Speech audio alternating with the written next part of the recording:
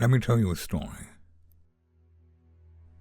A story of two people living very normal lives.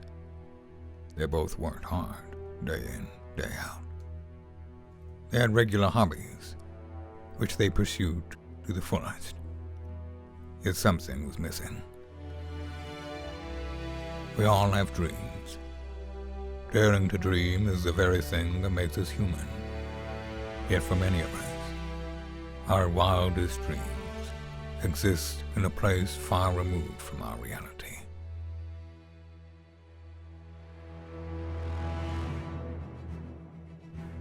Finding the courage to step out onto the ledge where adventure begins.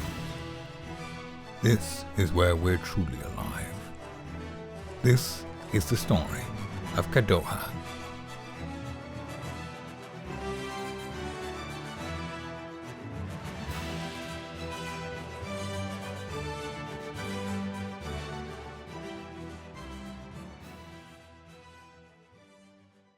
As you can see, the sun is shining. The factor 50 has been applied. The summer feels like it's arrived.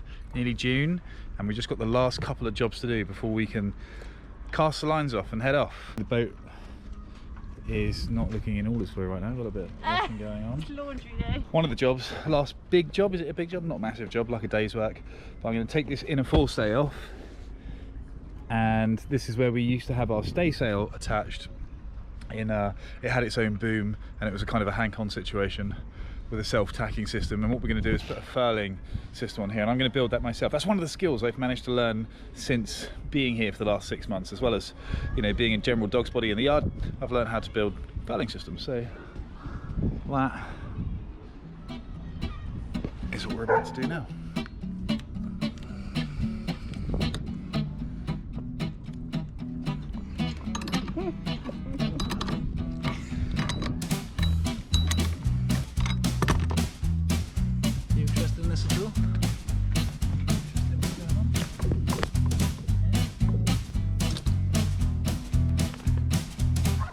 Let's get rid of this, set up a safety line.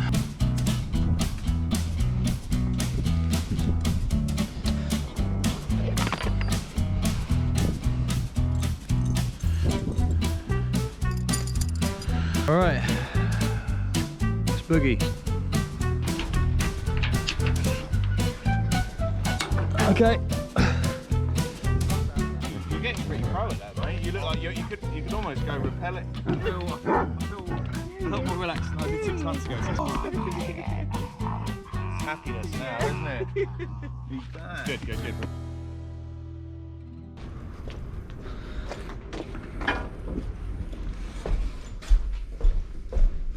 So in here I've taken off in a somewhat dramatic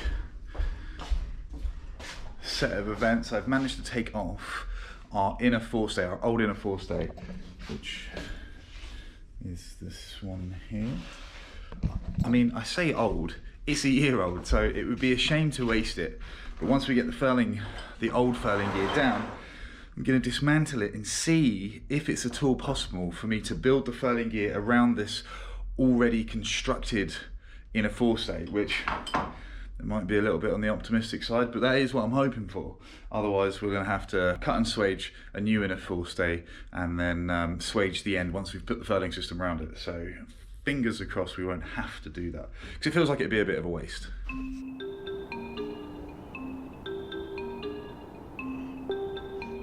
Look at this. It's like the summertime has just arrived in the last couple of days. We've gone from winter clothes to summer clothes. There's been no in between, no spring. Not complaining, but now I really feel a sense of urgency to get the boat finished and out there. But there's one last reasonably big job to do, and that is to build a furling system for our stay sail. And we're going to do that using some old bits that we're going to string together and see what we can do. So I have it on good information. There's some bits up here, up on the roof.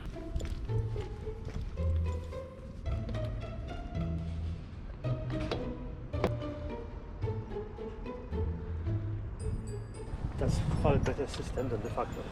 This is? Yeah. Okay. I can give you the factor one if you want, but if we're gonna have this one, and that's a much nicer system. I've never built one of these ones before, Pav. That's similar to furlings, they're just the old version of the furlings. Of course the furling system that I get is one that I've never ever seen before, so might take me a little while to figure this out, but I've got to disassemble this. It's way longer than I need, so we're going to cut that down and then start to, I think it's going to be a slightly bigger wire. Let's go.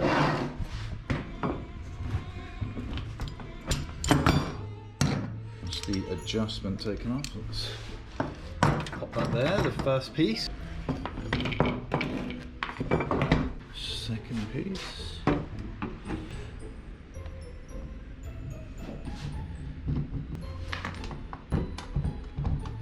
I've been playing around with this for a little while now. I can't seem to figure out how to separate these two bits out here. Get this end off. So, if in doubt, cut it out and then ask Ned.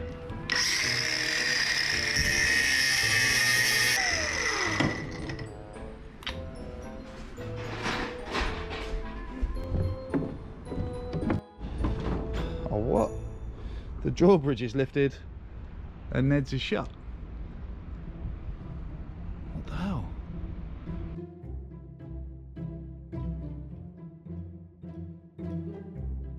Slight plan change. So the furling system that we were very kindly offered, it's not that it's not doable, it's big. It's really big, and it needs a 10mm wire, which means that we'll have to change the fittings in the mast, and then we'll have to change the chain plate or drill out the chain. There was just a lot more kerfuffle than I really wanted to do when we're hoping to leave in like 2 days. So I've gone and found a kind of an old looking Facnor furler. Facnor's the same brand as the one we got in the front, although this is an old one. And you know, this will do for the time being. You know, as I say, we don't even have a stay sail yet, so we'll get this built, put it up, and then we'll sort of sail out after that. But I've been relegated to the paint locker. Okay. So this is the furler in question. And this is our old inner forestay. Super exciting part of this is that I shouldn't have to cut swage or really use any more fittings. The only thing I need to change is this little fitting on the end here. So this is what was originally here on our stay sail, and then we're going to change that fitting for this and the end of the bottle screw. This will connect into here, and then this will go on the chain plate. Easy peasy. He says, maybe getting a bit too overconfident. I've had a beer. Probably shouldn't have a beer whilst creating this important technical equipment, but I did it. Right, let's see if we can assemble it now.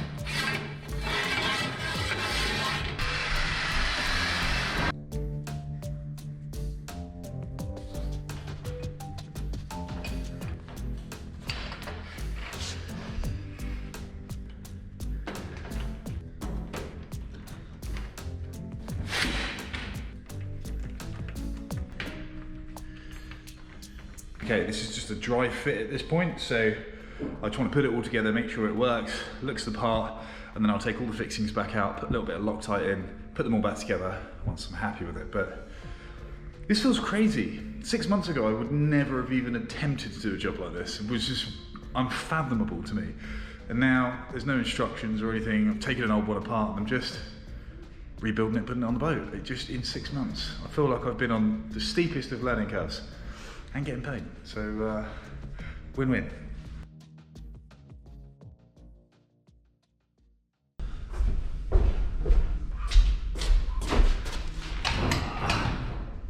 Okay, so one of the issues we have is this pin is way too small for this hole. I said it's like this.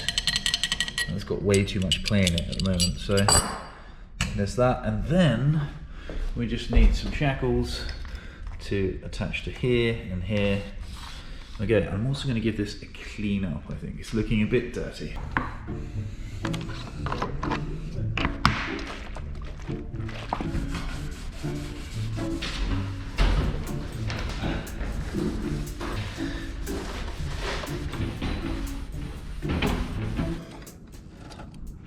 Never forget the split pins.